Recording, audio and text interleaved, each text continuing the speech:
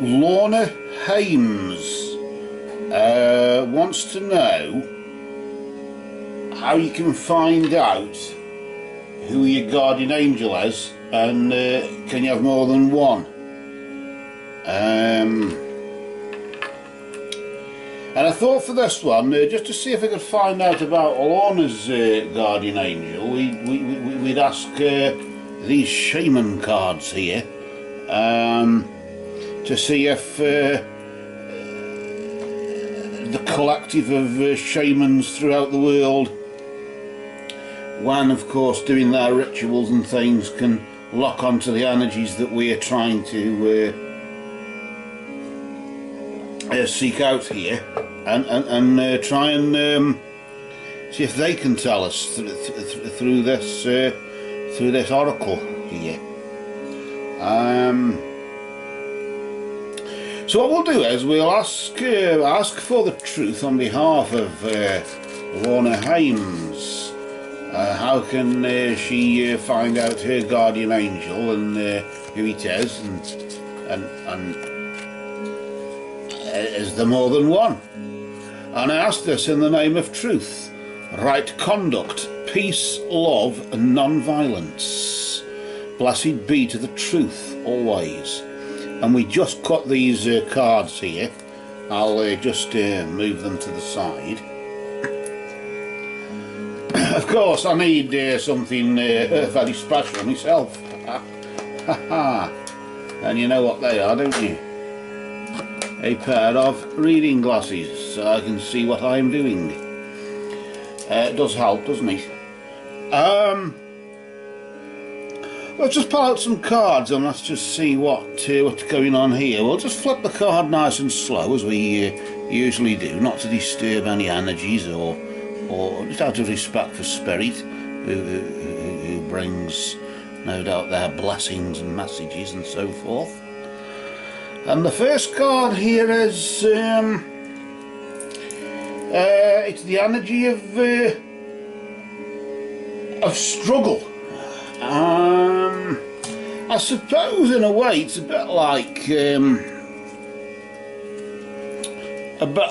the strength card in a way, isn't it? And in the sense of that can be that can mean inverted in the tarot deck, can't it? But of course in this particular deck here, there, Lorna, it is a struggle, and it seems to indicate literally, I suppose, the gateway of light and darkness there, isn't it? And the river that flows between them. And how to find out one's guardian angel is a bit like that, isn't it? But then again, that's what one's guardian angel is there for, to protect you from that sort of thing, really, isn't he or she? Let's pull another card out and let's just see the struggle that seems to indicate that maybe is this saying that you are struggling at the moment to find out, or you must struggle, and that's just part of the journey, I suppose. I don't know. Let's just see what else is going on here. And we've got this this energy here, and this just indicates it's to do with stripping illusions, and it's to do with I suppose maybe the idea that you have of a guardian angel may not necessarily be what a guardian angel is, although I thought they were all flappy wingy thingies until I saw mine and there were no wings or anything. Very disappointed actually, but that's neither here nor there. And of course your guardian angel may even come in the form of an animal spirit. It doesn't necessarily have to be a human spirit, does it? It could be even an animal spirit. You can use our animals to protect you as well, which often can be stronger than your own guardian angel. Usually I always think there's one. You usually have one guardian, but I suppose that can change, or there can be more.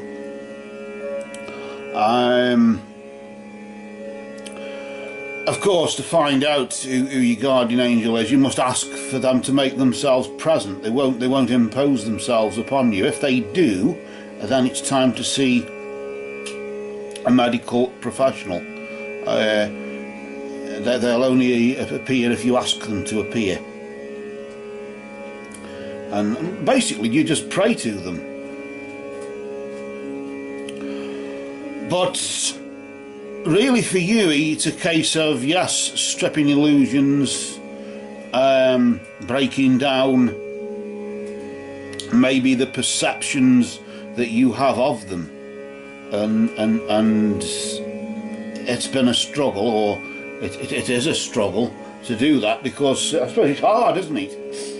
Struggle in the sense of it's hard, if you want to paraphrase that. Really, it's hard to do that. It's a bit like doing nothing, although everybody thinks that the idle do nothing. It is actually very, very difficult to just do nothing. If you try and do it, you'll find it's very hard to do, if not impossible. But that's in the literal sense. I want to pull out another card here. I want to pull out a third card to see what these energies are trying to say. I think we're getting some sort of idea, aren't we, as we just reveal the next card here. And this this energy here is to do with let me just have a look here. It's to do with duality, really, in the sense of, yes, contrast, I suppose, isn't it? It's to do with this and that, up and down, and knowing what is and what isn't. How do you know what is if you don't know what isn't? And so on. How do you know what black is if you don't know what white is? And it's the same sort of thing. I think this really sort of falls in the same sort of links with the energy here of stripping down your illusions of what your perceptions are. But of course things work together, don't they? So white works with black because you know what white is, because you know what black is. How do you know who my guardian angel is? Well, in a way, you know who your guardian angel will. You'll find out who your guardian angel is because you don't know who your guardian angel isn't. If you get what I mean. And it's by finding out what isn't and evaluating what isn't that you soon find out what is. And this is the struggle. Yes, it is the struggle, of course. And you have to strip down, of course, the illusions. You have to strip the illusions, your own sort of, maybe the lies you tell yourself, or your own delusions even as well. But that which all things are not what they seem, and really you have to look beyond immediate appearances to do that. And of course, to find out who your guardian angel is, or even your spirit guide is, you pray to them and you ask. You just say spirit guide, or please, I ask my guardian to appear before me, and just wait patiently. And if nothing happens, nothing happens. Because how will you know what something happening is if you don't know what nothing happening is? And of course, that's the duality thing, isn't it? Again, knowing one from the other and so on. But all things work together. A guardian works together with you and so on.